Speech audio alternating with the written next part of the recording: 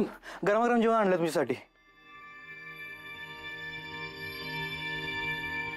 हे हा कसला पसारा मांडून बसलीस?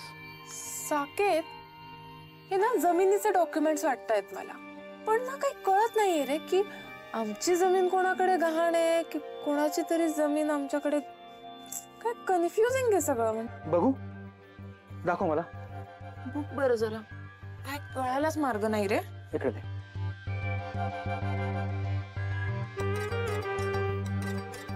आर्या, कोणीतरी देशमुख आहेत, त्यांची जमीन तुमच्याकडे गहाण आहे.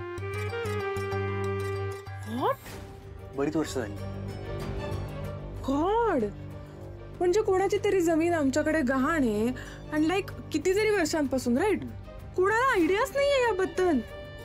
अगं तुला नसेल आयडिया, पण दादाला नक्की माहिती असेल की हा मॅटर काय आहे. येस. ही शक्यता असू शकते. हो, कारण काय आहे, दादा काही सांगत नाही ना मला, पण त्याची फार इच्छा असते की मी त्याला सगळं सांगावं, मी त्याचं सगळं ऐकावं, सगळं त्याला विचारून करावं. मला मात्र काही माहित नसतं. अगं त्याचं तुझ्यावर खूप प्रेम आहे म्हणून सगळं करतोय. हो ना? मग तुला खरं सांगू का साकेत, त्याच्यासारखं कुणी वागूच शकत नाही. म्हणजे बघ ना, त्याचं प्रेम एकदम टोकाचं.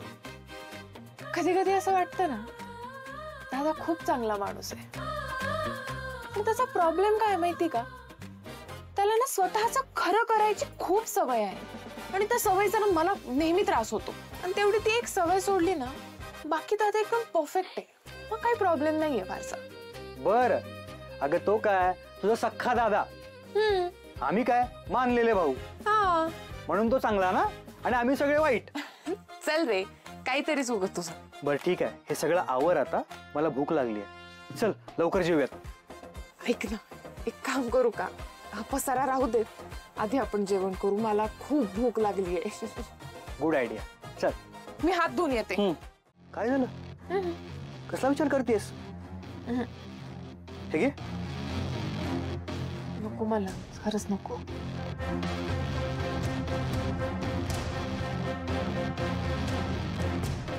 बर. अरे काय झालं? Is everything okay? Saket, do you trust me? Yes of course, I trust you. तुला वाटतं ना की मला हे सगळं झेपेल? येस. अगं आर्या, माझा पूर्ण विश्वास तुझ्यावरती, आणि प्लीज फक्त तू तुझ्यावरचा विश्वास ढळू नको देऊस. अगं अगं तू काही करू शकतेस. तू शिकलेली आहेस, स्ट्रॉंग आहेस. Strong? I don't think so. Saket, me strong होते ना, खूप स्ट्रॉंग होते, पण आयुष्यात जे काही झालंय ना आता, ते आठवलं की मला खूप हताश वाटतं. बघ आर्या, प्लीज प्लीज असं निगेटिव्ह विचार नको करूस. साकेत, तू हे सगळं बोलला आणि झालं असं शक्य आहे का? यू नो एव्हरीथिंग रे. 25 वर्षांची होते साकेत जेव्हा माझं लग्न झालं. मला ना असं वाटलं होतं की यार, फायनली आपल्या आयुष्यात असं कोणीतरी येणार आहे की जे आपल्याला खूप जीव लावेल, आपल्याला हवं ते वागू देईल, आपल्याला जे काही करायचंय ना त्यात तो आपल्याला सपोर्ट करेल. वर्षभराच्या आत रे, 1 वर्षाच्या आत त्याचा ऍक्सिडेंट झाला आणि गेला मला सोडून. आणि त्यानंतर सासरच्या लोकांनी मला ब्लेम केला त्या ऍक्सिडेंटसाठी. लाईक अपशकुनी, पांढऱ्या पायांची, खूप ऐकलं मी त्या काळात. आणि आयुष्यातला तो काळ असा होता की मी खूप एकटी पडले होते साकेत. अरे come on, that was your past. अगं पुढे असं होईल काय गॅरंटी आहे? पण झालंय ना आता साकेत ऑलरेडी. माझा नवरा खूप चांगला माणूस होता रे, खूप जीव लावायचा मला, खूप प्रेम करायचा. त्याच्या माघारी सासरच्या लोकांनी पण हातवर केले. इन्शुरन्सचे सगळे पैसे त्यांनी हडप केले. No, I don't care about money, मला नको आहेत ते पैसे. पण असं मेलेला नवरा कुठून आणू मी परत? एखाद्या मुलीला आपल्या नवऱ्यामध्ये जे जे हवं होतं ना, सगळं होतं रे त्या माणसामध्ये. नियतीच्या मनात वेगळं काहीतरी होतं.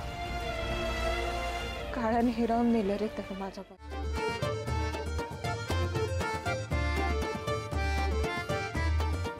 अतिशय प्रेमळ, पण चुकीच्या माणसांवर प्रेम करतात.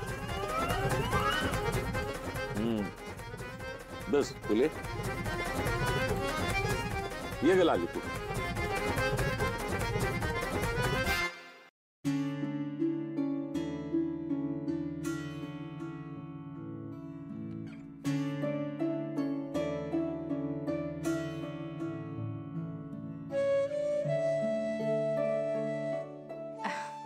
सांगा ना, काय दिसतंय तुम्हाला?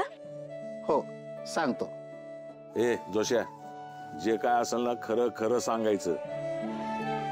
ज्योतिषाचं कामच आहे, जी काय परिस्थिती असेल ना ती कथन करून टाकायची. हो. सांग बिंदास, बोल. हिच्या लग्नाला प्रॉब्लेम होता का? हिच्या नशिबात काटे कुठे आहेत? हिचा संसार काट्या कुट्यांनी भरलेला आहे.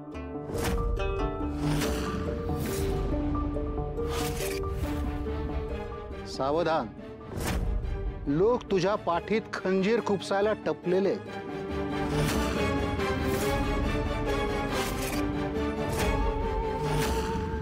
खूपच परफेक्ट सांगतात की हे.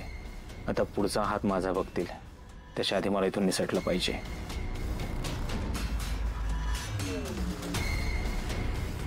बस पोरी. गोपाळ ये. मी आलो. अय गोपाळ, कुठं चालला? सगळ्यांनी आत डावलाय, ये तुला पण डावायचंय. नाही होय, ते पाणी लागेल ना आता. आलो घेऊन लगेच. लवकर ये.